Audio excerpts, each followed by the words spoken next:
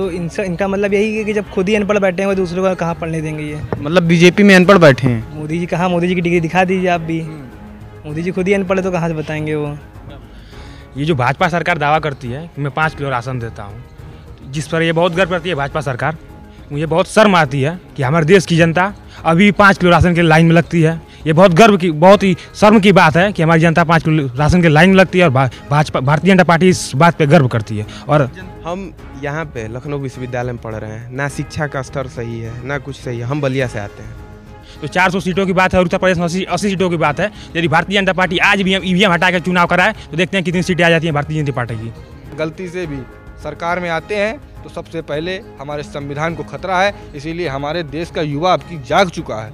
वो अपने देश को लोकतंत्र और संविधान बचाना जानता है। आज अभी हमारे पास लोकतांत्रिक ताकत है। आज हम अपने वोट से सरकार बना सकते हैं। आज हम अपने वोट से सरकार को गिरा सकते हैं। मतलब बदलाव पूरा देख रहे हैं इस बार। बिल्कुल होगा। 24 में बहुत बड़ा बदलाव होने जा रहा है। निश्चित तौर पर बदलाव होगा। लोकसभा चुनाव 2024 का बिगुल फूंक चुका है। चुनाव आयोग ने 7 चरणों में चुनाव कराने का निर्देश दिया है। 19 अप्रैल से पहले चरण में मतदान होगा। अगर बात करें राजधानी लखनऊ की तो राजधानी लखनऊ में 20 मई को मतदान होगा। कहते हैं जो दिल्ली का रास्ता जाता है वो यूपी और बिहार से होकर जाता है। उसी यूपी की राजधानी लखनऊ में मेरी मौजूदगी है। लखनऊ विश्वविद्यालय में मैं खड़ा हूं और मेरे पीछे कुछ छात्र हैं। उनसे बातचीत करेंगे लोकसभा चुनाव को लेकर। गलती से भी सरकार में आते हैं तो सबसे पहले हमारे संविधान को खतरा है। इसीलिए हमारे देश का युवा अब की जाग चुका है। वो अपने देश को लोकतंत्र और संविधान बचाना जानता है। आज अभी हमारे पास लोकतांत्रिक ताकत है। आज हम अपने वोट से सरकार बना सकते हैं। आज हम अपने वोट से सरकार को गिरा सकते हैं। मतलब बदलाव पूरा देख रहे हैं इस बार। बिल्कुल होगा। 24 में बहुत बड़ा बदलाव होने जा रहा है। निश्चित तौर पर बदलाव होगा। तो बिल्कुल लखनऊ विश्वविद्यालय के छात्र हैं और भी कुछ युवा, उनसे बातचीत कर लेते हैं। भाई साहब, क्या नाम है और लोकसभा चुनाव में किन मुद्दों को लेकर आप वोट करेंगे? मेरा नाम अंकुश चौहान है। मैं द्वितीय वर्ष का BA का छात्र हूँ। देखिए, हमारे हिसाब से तो पहले जो हमको सरकार रोज़गार देगी, जो हमारी शिक्षा पे बात करेगी, महंगाई पे बात करेगी, हम उसको चुनेंगे। अभी तक क्या भाजपा का मैनिफेस्टो देख लीजिए आया है तो उसमें तो 2 करोड़ रोज़गार की बात भी नहीं हुई इस बार। और ना महंगाई पे बात हुई ना शिक्षा पे बात हुई। तो इनका मतलब यही है कि जब खुद ही अनपढ़ बैठे हैं वो दूसरों को कहाँ पढ़ने देंगे। ये मतलब बीजेपी में अनपढ़ बैठे हैं। मोदी जी कहाँ, मोदी जी की डिग्री दिखा दीजिए आप भी। मोदी जी खुद ही अनपढ़ है तो कहाँ से बताएंगे वो। मगर 400 पार का नारा दे रहे हैं इस बार। 400 पार का ये भी जुमला ही मोदी जी का है। हवा में बोलना हो तो हम भी बोलते 500 पार हमारा भी है। देखिए, जो चीज़ फैक्ट है वो फैक्ट दिखाइए आइए आप।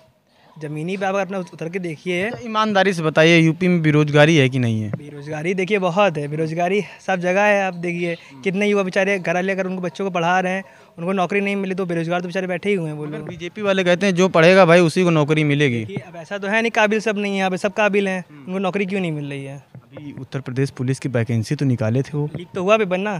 पेपर तो लीक हो गया। RO हुआ और SSC पुलिस कांस्टेबल का हुआ। शिक्षक भर्ती भी घोटाला बैठा हुआ है। कुछ कहाँ हुआ? अभी क्या मैनिफेस्टो में पेपर लीक कांड को ज़्यादा मतलब सख्ती दिखाने के लिए लाया जा रहा है? देखिए, लाया जा रहा है, वो माना जा रहा है, लेकिन जब आप करिए तो उसको, जब आप खुद ही पेपर नहीं बचा बनाने के लिए मैनिफेस्टो में लिख दिया है पेपर नहीं बचा पा रहे हैं। अब यूपी बोर्ड के पेपर नहीं बचा पा रहे हैं तो वो कैसे बचा लेंगे? और नौकरी देने की बात कहाँ से रही?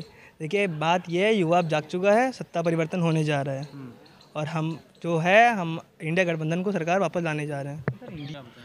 ये जो भाजपा सरकार दावा करती है कि मैं 5 किलो राशन देता हूँ, जिस पर ये बहुत गर्व करती है भाजपा सरकार, मुझे बहुत शर्म आती है कि हमारे देश की जनता अभी 5 किलो राशन के लाइन में लगती है। ये बहुत ही शर्म की बात है कि हमारी जनता 5 किलो राशन के लाइन में लगती है और भारतीय जनता पार्टी इस बात पे गर्व करती है। और जनता करे तो क्या करे भाई? रोजगार है नहीं, बेरोजगार है। विपक्ष लगातार कहता है रोजगार है नहीं, सभी बेरोजगार है। तो जनता को कुछ ना कुछ तो लेना पड़ेगा ना। जनता को ये मतलब ना हुआ कि उसको 5 किलो राशन देकर के उससे वोट वसूला जाए। उसके लिए रोजगार के लिए काम करना चाहिए। भारतीय जनता पार्टी जब 2014 में सरकार लेकर के आई तो उसका दावा था कि मैं प्रतिवर्ष 2 करोड़ रोजगार लेके आऊँगा। लेकिन मुझे भारतीय जनता पार्टी कार्यों को देख करके लग रहा है कि वो रोजगार देने के बजाय रोजगार कम कर रही है। अभी आपने जो भारतीय सेना में जो सेना की भर्तियाँ हुआ करती थी, अग्निवीर, उसमें भारतीय सेना में जो भर्तियाँ हुआ करती थी उसमें सेना के पूरे वर्ष को हटा करके 4 साल की नौकरी कर दी गई है, जिसमें पेंशन की सुविधा बंद कर दी गई है। ये भारत के नेता जो है कि एक दिन के लिए अगर सांसद बन जाते हैं, विधायक बन जाते हैं, उनको 1 लाख रुपये महीने की पेंशन मिलेगी। लेकिन हमारे देश के जो सब जवान है जो अपने प्राण त्यागने के लिए तैयार है देश के लिए, उनको पेंशन नहीं दी जा रही है। ये सरकार की ये पेंशन की पैसा की कमी है। तो इन नेताओं के पास पैसा देने के लिए कहाँ से पैसा आ जा रहा है? जनता का पैसा होगा ना। तो जनता का पैसा नेता यूज कर रहे हैं, जो जान अपना प्राण त्यागने के लिए तैयार है उसको नहीं दे सकते हैं आप। जो जो चोरी करता है, लुटा है, उसको आप पैसा देने के लिए तैयार हैं। अच्छा, इस बार युवा जो है वो मतलब बेरोजगारी और क्या नाम है रोजगार को लेकर बात करेगा। अच्छा ये बताइए, समाजवादी का मैनिफेस्टो शायद देखा होगा, सुना भी होगा, उन्होंने आटा और डाटा की बात कही है। क्या युवा आटा और डाटा पे जाएगा इस बार? देखिए, सरकार किसी की भी आए, सबसे जरूरी है शिक्षा, रोजगार, सेवा, स्वास्थ्य, इन मुद्दों पे कार्य करे। सरकार कोई भी आए उससे लेना देना नहीं है। जो सभी तुम जो चीज़ों का जिक्र कर रहे हो ये सभी अपने अपने मैनिफेस्टो में लिख देते हैं, चाहे बीजेपी सरकार हो या समाजवादी हो या कांग्रेस। तो सरकार ऐसी आए, कोई भी सरकार आए, लेकिन जो ये सुविधा दे उसी सरकार को सत्ता में लाना चाहिए। अन्यथा जो केवल जुमलेबाजी करे उस व्यक्ति को सत्ता में नहीं लाना चाहिए। और अभी आपने 400 सीटों की बात की, तो 400 सीटों की बात है और उत्तर प्रदेश में 80 सीटों की बात है। यदि भारतीय जनता पार्टी आज भी ईवीएम हटा के चुनाव कराए तो देखते हैं कितनी सीटें आ जाती हैं भारतीय जनता पार्टी की। ईवीएम हटा के आज चुनाव कराए, देखते हैं कितनी सीटें आते हैं भारतीय जनता पार्टी की। अच्छा ये बताइए, यूपी की कानून व्यवस्था कैसी है? ये कानूनी व्यवस्था तो देखिए, आप भी देख सकते हैं किस प्रकार से है। केवल बातें करती है कौन? भारतीय जनता पार्टी केवल बातें करती है कि ये हो गया वो हो गया, कुछ हुआ नहीं। और कानून व्यवस्था की बात करिए तो कानून व्यवस्था केवल जो बीजेपी में नहीं है उसके लिए कानून व्यवस्था है। और भी कुछ लोग हैं, उनसे भी बातचीत कर लेते हैं। भाई साहब, क्या नाम है आपका और 2024 के लोकसभा चुनाव में किन मुद्दों को लेकर वोट करेंगे? मेरा नाम शिवम कुमार सिंह है और हम इस बार 2024 में चुनाव शिक्षा, स्वास्थ्य, रोजगार, इन्हीं सब महंगाई के मुद्दे पर करेंगे।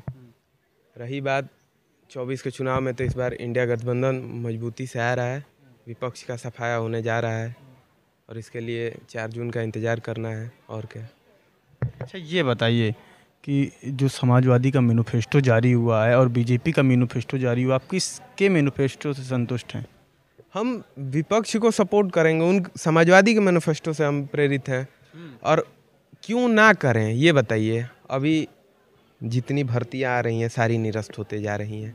जैसे अभी फॉर एग्जांपल आप देख लीजिए, आरओ आई थी, यूपी पुलिस आई थी। हम यहाँ पे लखनऊ विश्वविद्यालय में पढ़ रहे हैं, ना शिक्षा का स्तर सही है ना कुछ सही है। हम बलिया से आते हैं, बलिया में 12 से 17 के बीच में अखिलेश यादव जी थे। बलिया को एक विश्वविद्यालय दिए, जननायक चंद्रशेखर विश्वविद्यालय। वहाँ पे विश्वविद्यालय उसकी कंडीशन इतनी ख़राब है, इतनी ख़राब कि वहाँ से हम लोग को छोड़ के यहाँ आना पड़ रहा है। नाम मात्र का एक विश्वविद्यालय है। ये बताइए, पूर्वांचल में एक बढ़िया बलिया में मेडिकल कॉलेज नहीं होना चाहिए? 450-500 किलोमीटर हम लोग घर छोड़ के आ रहे हैं यहाँ से ग्रेजुएशन करने। काहे हमारा मन नहीं है कि हम अपने ही क्षेत्र से ग्रेजुएशन करें? शिक्षा का लेवल इतना गिर चुका है कि हम लोग तो ठीक ठाक मतलब फैमिली से आते हैं कि हाँ हमारा गुजारा हो जाएगा, तो हम लोग लखनऊ में रह पा रहे हैं। जो गरीब बच्चे हैं, जिनके पास उतनी मतलब फाइनेंशियल कंडीशन सही नहीं है, वो कहाँ से यहाँ पे रह पाएंगे, कहाँ से रहेंगे आप बताइए। आप समाजवादी को वोट करने की बात कह रहे हैं, वो जो बीजेपी है ना, वो अपराधियों की पार्टी बताती है समाजवादी पार्टी को। अच्छा ये बताइए, अपराध कहाँ नहीं है? इनके सरकार में ब्रजेश सिंह बाहर हैं, वो अपराधी है। मतलब जो इन लोग का समर्थन कर रहा है वो अपराधी नहीं है, और जो विपक्ष में चला जा रहा है सारे लोग अपराधी हो जा रहे हैं। आप ये किसको अपराधी नहीं कहते हैं? ये विपक्ष के हर नेताओं को अपराधी कहते हैं, उनको भ्रष्टाचारी कहते हैं। जो इनका दामन थाम ले वो पाप से धुल जाता है।